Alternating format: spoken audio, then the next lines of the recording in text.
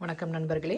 இன்றைக்கு என்னுடைய சமையல் அறையில் மிக மிக எளிமையான ஒரு ஈவினிங் ஸ்நாக் கார பொரி, மசாலா பொரி எப்படி செய்கிறதுன்னு செய்து காட்டுறேன். வாங்க பார்க்கலாம். ஒரு பெரிய வானல் எடுத்துகிட்டு அதில் அரை கப்பு தேங்காய் எண்ணெய் எடுத்துக்கோங்க. நம்ம காரப்பொரி பண்ணுறதுக்கு தேங்காய் எண்ணெய் இல்லைன்னா நெய் சேர்த்தோம்னா நல்லா வாசனையாக இருக்கும். தேங்காய் எண்ணெய் சூடானதும் ஒரு 10 பல்லு பூண்டை தோலோட நல்லா நசுக்கி வச்சுக்கோங்க. அதை இதோட சேர்த்துக்கலாம். அது லேசாக வறுபட்டு இருக்கிறப்ப கருவேப்பிலை சேர்த்துக்கலாம். அது 2 கொத்து, அதையும் நல்லா நறுக்கி சேர்த்துக்கோங்க.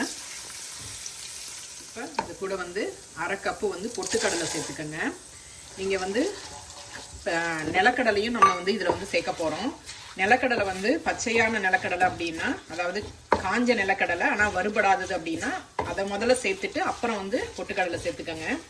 என்கிட்ட கடலை நான் வீணாக போயிடுன்னு சொல்லிட்டு வறுத்து வச்சிருக்கிறேன். அதனால் நான் அதை பொட்டுக்கடலை வறுபட்ட பிறகு சேர்த்துக்க போகிறேன். இப்போ இந்த நிலக்கடலையை நான் சேர்த்துக்கிறேன்.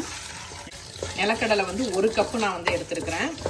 இந்த கடலை, பூண்டு இது எல்லாமே நீங்கள் ஒரு தடவை செஞ்சு பாருங்கள். உங்களுக்கு என்ன டேஸ்ட்டுக்கு பிடிக்குமோ அதுக்கு தகுந்த மாதிரி நீங்கள் ரேஷியோ மாற்றிக்கலாம். இதெல்லாம் வறுபட்ட பிறகு அடுப்பை குறைவாக வச்சுட்டு அந்த எண்ணெயில் மிளகாத்தூள் சேர்த்துக்கங்க. நான் ஒரு 1.5 டீஸ்பூன்லேருந்து ஒரு 1.25 டீஸ்பூன் சேர்க்குறேன் நான். அதுவும் உங்கள் காரத்துக்கு தகுந்த மாதிரி சேர்த்துக்கங்க. மஞ்சத்தூள் சேர்த்துக்கங்க, 1 டீஸ்பூன் மஞ்சத்தூள். உப்பு ஒரு டீஸ்பூன் சேர்த்துக்கங்க. பொரியில் கொஞ்சம் உப்பு இருக்கும், அது சில சமயம் பத்தாது. ஆனால் நீங்கள் எண்ணெயிலே உப்பை சேர்த்துருங்க. பின்னாடி சேர்த்திங்கன்னா உப்பு அப்படியே தனியாக தங்கிரும். இப்போ பொரியை சேர்த்துடலாம். பொரி 300 கிராம் பொரி இருக்குது. இப்போ இதை நல்லா கலக்கி விட்டுட்டு பொரி நல்லா மொறுன்னு கிறிஸ்பியாக ஆகிற அந்த சமயம் வரைக்கும் நம்ம வறுத்துட்டு நிறுத்திட வேண்டியதுதான். ஒரு 10 நிமிஷம் நம்ம மீடியம் ஃப்ளேமில் வச்சு வறுபட்ட பிறகு பொரி நல்லா க்ரன்ச்சி ஆன பிறகு நம்ம நிறுத்திடலாம். உங்களுக்கு இதில் காரா பூந்தி அதுவும் நீங்கள் சேர்த்திங்க அப்படின்னீங்கன்னா நல்லா சுவையாக இருக்கும். சேலம் பக்கத்துலலாம் பார்த்திங்கன்னா அது மாதிரி செய்கிறாங்க. உங்களுக்கு இந்த ரெசிபி பிடிச்சிருந்ததுன்னா லைக் பண்ணுங்கள், ஷேர் பண்ணுங்கள், சப்ஸ்கிரைப் பண்ணுங்கள். என்ஜாய். தேங்க்ஸ் ஃபார் வாட்சிங்.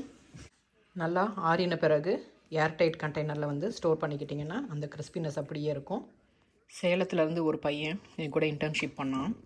அவனுக்கு ஊர்லேருந்து இந்த காரப்பொரி பேக்கேஜ் வரும். அதில் ஒரு பேக்கெட் எனக்கு கொடுத்துருவான். நான் வீட்டுக்கு எடுத்துகிட்டு யாருக்குமே ஷேர் பண்ணாமல் நான் மட்டுமே அதை சாப்பிட்ருவேன். அந்த அளவுக்கு எனக்கு காரப்பொரி ரொம்ப பிடிக்கும். கடலை சேர்க்குறப்ப நிலக்கடலை நல்ல பொடி கடலையாக இருக்கிற மாதிரி சேருங்க. பெரிய கடலை சேர்த்திங்கன்னா அவ்வளோ ருசியாக இருக்காது. அந்த சேலத்தில் வாங்கின அந்த காரப்பொரியில் தான் நான் முதல்ல காரா பூந்தியும் இதில் மிக்ஸ் பண்ணியிருந்ததை பார்த்தேன். அதுவும் நல்லா சுவையாக இருந்துச்சு.